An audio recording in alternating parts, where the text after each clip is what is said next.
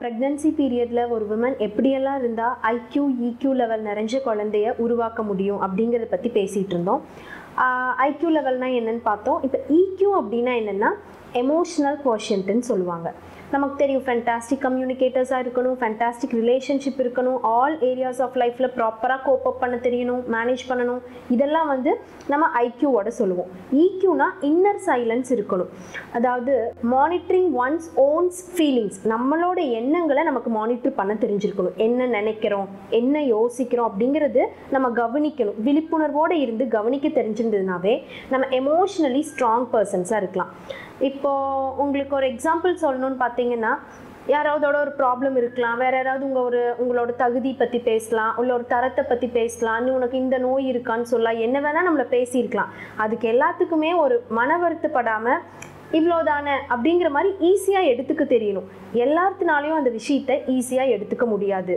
Emotionally யாரெல்லாம் ஸ்ட்ராங்காக இருக்காங்களோ அவங்களால மட்டும்தான் இந்த விஷயத்தை எல்லாத்தையுமே ஈஸியாக பார்க்க முடியும். இன்னொன்று, இப்போ யாராவது ஏதாவது சொல்லிட்டாங்கன்னா அவங்களோட திரும்ப ஆர்கியூ பண்ணுறது, ஏன் இப்படி சொன்னீங்க, என்ன காரணத்துக்காக இப்படி சொன்னீங்க, இந்த மாதிரி ஆர்கியூ பண்ணக்கூடாது. இந்த மாதிரி பண்ணாமல் இருக்கவங்கனால மட்டும்தான் எமோஷ்னலி ஸ்ட்ராங்காக இருக்க முடியும். இப்போது நம்ம ஈஸியாக கண்டுபிடிச்சிடலாம் யாரெல்லாம் எமோஷ்னலி ஸ்ட்ராங் பர்சன்ஸாக இருக்காங்க. ஈஸியாக நம்ம ஐடென்டிஃபை பண்ணலாம்.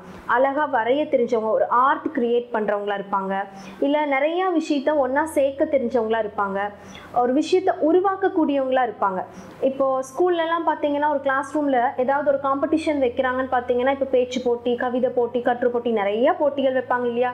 இப்போ நீங்கள் பேச்சு போட்டியில் யார் வர, இல்லை ஓடுற போட்டி, பந்தய போட்டி இருக்குது, இதில் யார் பார்ட்டிசிபேட் பண்ணுறேன்னு கேட்டால் ஒரு 10 கை தூக்குவாங்க, பார்த்துருப்போம் இல்லையா.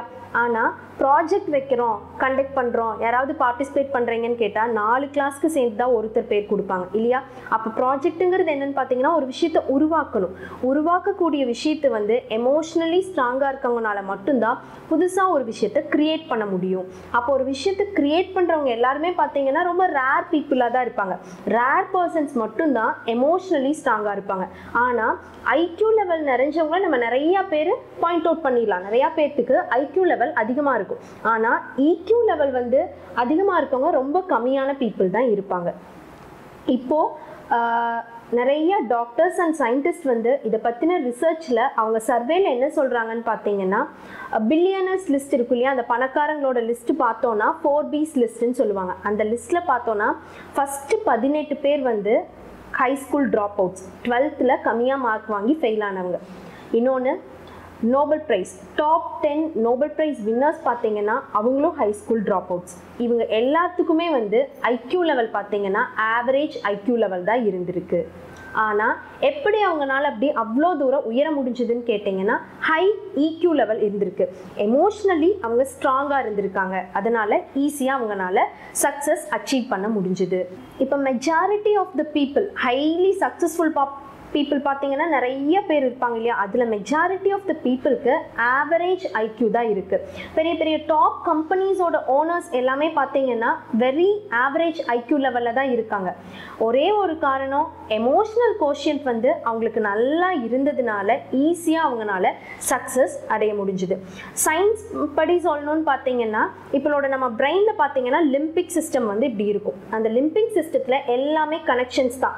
ஒயரிங் இருக்கு இல்லையா, வீட்டில் ஒரு மெயின் பாக்ஸ் தான் கொடுத்துருப்போம், எல்லாமே எரியும், ஃபேனு, லைட், ஸ்விட்ச் எல்லாத்துக்குமே மெயின் கனெக்ஷன். அதே மாதிரி தான் நம்ம பிரெயின்லேருந்து அந்த லிம்பிக் சிஸ்டத்தில் நிறைய ஒயரிங் கனெக்ஷன்ஸ் இருக்கும். அந்த கனெக்ஷன்ஸ் எல்லாமே வந்து ப்ராப்பராக வந்து தாய் வந்து கருவாக இருக்கும்போது பிரெயினில் டெவலப்மெண்ட்டுக்காக அந்த கருவிலேயே அந்த குழந்தைக்கு வந்து எல்லா கனெக்ஷன்ஸும் ப்ராப்பராக பிளேஸ் ஆயாச்சு அப்படின்னா கண்டிப்பாக ஈக்யூ லெவல் நிறைஞ்ச குழந்தைய தான் அந்த தாயினால் உருவாக்க முடியும். இப்போ அந்த லிம்பிக் சிஸ்டத்தில் அந்த நோட்ஸ் எல்லாமே வந்து ப்ராப்பராக கனெக்ட் ஆகிருக்கிறதும் வெல் பேலன்ஸ்டாக இருக்கணும். அந்த லிம்பிக் சிஸ்டத்துக்கு மேலே கார்டெக்ஸ் ரீஜன் அப்படின்னு ஒன்று இருக்குது. இப்போ இங்கே கனெக்ஷன்ஸ் ப்ராப்பராக இருந்தால் மட்டும்தான் ஒரு லூப் மாதிரி ஃபார்ம் ஆகும். அந்த கார்டெக்ஸ் ரீஜனோட ஒரு லூப் ஃபார்ம் ஆகுது அப்படின்னாவே நம்ம பிரெயினில் இருக்கக்கூடிய எமோஷனல் செல்ஸ் எல்லாமே ப்ராப்பராக ஃபங்க்ஷன் ஆகும். எமோஷன்ஸ் என்ன சொல்லலாம், இந்த கோபம், சந்தோஷம், பாசிட்டிவ் திங்கிங், இந்த மாதிரி எல்லா விஷயங்களுமே, பயம், இந்த எல்லா விஷயங்களுமே வந்து எமோஷன்ஸ்ன்னு சொல்கிறோம். இந்த எமோஷன்ஸ் எல்லாமே இந்த லூப் ப்ராப்பராக ஃபார்ம் ஆயிடுச்சு அப்படின்னாவே நம்ம பிரெயினில் அந்த எமோஷனல் சென்டருக்கான பகுதி வந்து நல்லா வேலை செய்யும். அப்போ ஈக்யூ லெவல் ஆட்டோமேட்டிக்காக அதிகமாக நமக்கு இருக்கும். இப்போ பெட்டராக ஒரு எக்ஸாம்பிள் சொல்லணும்னு பார்த்தீங்கன்னா பில்கேட்ஸ், டாடா பிர்லா, இந்த மாதிரி பர்சன்ஸ் எல்லாம் பார்த்தீங்கன்னா very very highly top successful persons இல்லையா, அதாவது who change the world really, அதாவது உலகத்திலேயே ஒரு பெரிய மாற்றத்தை கொண்டு வந்தவங்க. இவங்க எல்லாத்துக்குமே அவங்களோட EQ லெவல் வந்து ப்ராப்பராக இருக்கிறனால, பிரெயினில் ஃபங்க்ஷன் ஆகிறனால மட்டும்தான் டாப் லெவல் சக்ஸஸ் பண்ண முடிஞ்சுது. நான் வந்து எங்கிட்ட பேசுகிற ப்ரெக்னென்ட் மாம்ஸ் எல்லாத்துக்குமே மோஸ்ட்லி சொல்கிற விஷயம் என்னன்னு பார்த்தீங்கன்னா, EQ லெவலில் கான்சென்ட்ரேட் பண்ணுங்கள்.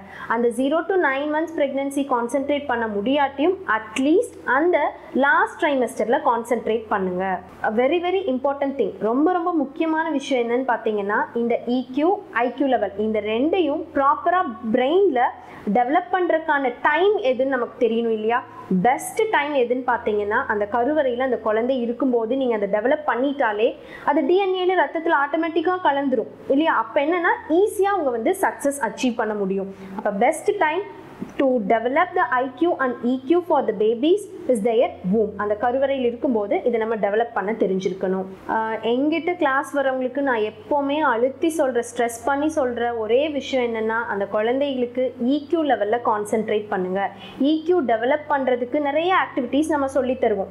நீங்கள் என்ன செய்யுங்கன்னா, நான் சொன்ன மாதிரி மியூசிக் கேளுங்க, புக்ஸ் படிங்க, இல்லை நிறையா உங்கள் பீப்புளோட, அதாவது ப்ரெக்னெண்ட்டாக இருக்காங்கன்னா பக்கத்தில் அந்த ப்ரெக்னென்ட் மாம்ஸோட கான்டாக்ட் வச்சிட்டிங்கன்னா ஒரு இன்ஃபர்மேஷன் ஷேர் பண்ணுறதுக்கு ஈஸியாக இருக்கும். உங்கள் சர்க்கிள் எல்லாமே பார்த்தீங்கன்னா, இப்போ நம்ம ஒரு கல்யாண வீட்டுக்கே போகிறோம்னா குழந்தைகள்லாம் ஒன்றா விளையாடுவாங்க, பெரியவங்கெல்லாம் ஒன்றா பேசுவாங்க இல்லையா.